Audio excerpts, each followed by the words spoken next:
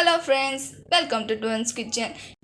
இப்போ நம்ம என்ன ரெசிபி பார்க்க போகிறோன்னா ஸ்வீட் குழி பணியாரம். இது ரொம்பவுமே ஈஸியான டெலிஷியஸான ரெசிபி. ஸ்கூல்லேருந்து வர பசங்களுக்கு ஈவினிங் டைமில் நீங்கள் இதை ஸ்நாக்ஸாகவும் செஞ்சு தரலாம். இது ரொம்பவுமே ஈஸியான டிஷ். இது எப்படி செய்யலான்னு பார்க்கலாம் வாங்க. இப்போ குழி பணியாரம் செய்ய என்னென்ன பொருள் தேவை அப்படின்றத பார்க்கலாம். இப்போ 2 கப்பு பச்சரிசி,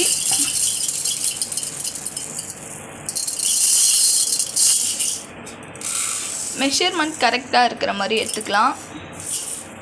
2 கப் பச்சரிசிக்கு அப்புறம் 3/4 கப்பு பாசிப்பருப்பு, நெக்ஸ்ட் 1/2 கப்பு துவரம்பருப்பு. இது 3ம் ஒன்றா கலந்து வாஷ் பண்ணி ஒரு 1/2 hour ஊற வச்சிடலாம்.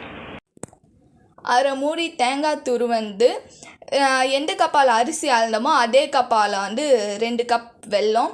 இதில் 10 முந்திரி சின்ன சின்ன பீசஸாக உடச்சி வச்சுக்கலாம். 1/4 ஸ்பூன் உப்பு, 3 ஏலக்காய். நம்ம 1/2 மணி நேரத்துக்கு முன்னாடி ஊற வச்ச அரிசியை தண்ணி வடிகட்டிட்டு மிக்ஸி ஜாரில் சேர்த்துக்கலாம். இப்போ நம்ம உப்பும் ஏலக்காவையும் சேர்த்துக்கலாம்.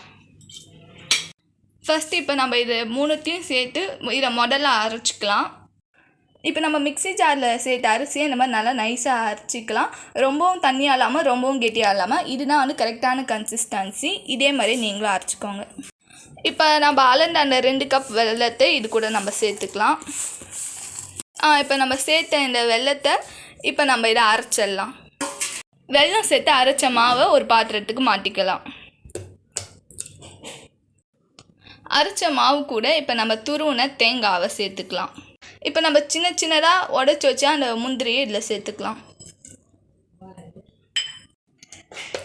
இப்போ இந்த மாவை நல்லா கிண்டி விட்டுக்கலாம். இந்த மாவு இப்போ இது கரெக்டான கன்சிஸ்டன்சியில் இருக்குது. இதுக்கப்புறம் நம்ம இதில் தண்ணி சேர்க்க தேவையில்ல. ஸ்டவ்வை பற்ற வச்சுட்டு குழிப்பணியார சட்டியை எடுத்து வச்சுக்கலாம். குழிப்பணியார சட்டி நல்லா சூடாகட்டும். குழிப்பணியார சட்டி நல்லாவே சுட்டுடுச்சு. எண்ணெய் இல்லை நெய் யூஸ் பண்ணிக்கலாம். இப்போ நாங்கள் எண்ணெய் தான் யூஸ் பண்ண போகிறோம். எண்ணெய் இருக்கிற எல்லா குழிக்குமே நல்லா தாராளமாக ஊற்றி நல்லா ஸ்ப்ரெட் பண்ணுங்கள். அப்போ தான் நம்ம குழிப்பணியாரம் போட்டு திருப்பும்போது கல்லில் ஒட்டாமல் நமக்கு ஈஸியாக வர இது ஹெல்ப் பண்ணும். இப்போ நம்ம எண்ணெய் போட்டதுக்கப்புறம் மாவு எல்லா குழியிலையுமே ஊற்றிடலாம்.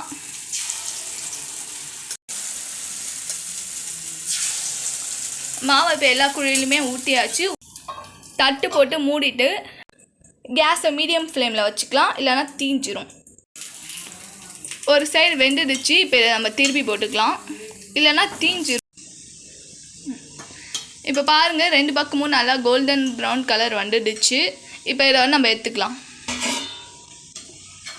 பாருங்கள், நம்ம செஞ்சு வச்ச குழிப்பணியாரம் ரொம்பவுமே சூப்பராக ரெடி ஆகிடுச்சு. மறக்காமல் இந்த டிஷ்ஷை வீட்டில் செஞ்சு பார்த்துட்டு உங்களுக்கு பிடிச்சிருந்தா கமெண்ட் பண்ணுங்கள், லைக் பண்ணுங்கள், ஷேர் பண்ணுங்கள். மறக்காமல் சப்ஸ்கிரைப் பண்ணிவிட்டு பக்கத்தில் இருக்க பெல் ஐக்கானையும் டச் பண்ணிவிடுங்க. தேங்க்யூ, பாய். இதே மாதிரி ஒரு சிம்பிள் அண்ட் ஈஸியான ரெசிபியோட உங்களை அடுத்த வீடியோவில் பார்க்குறேன். பாய்.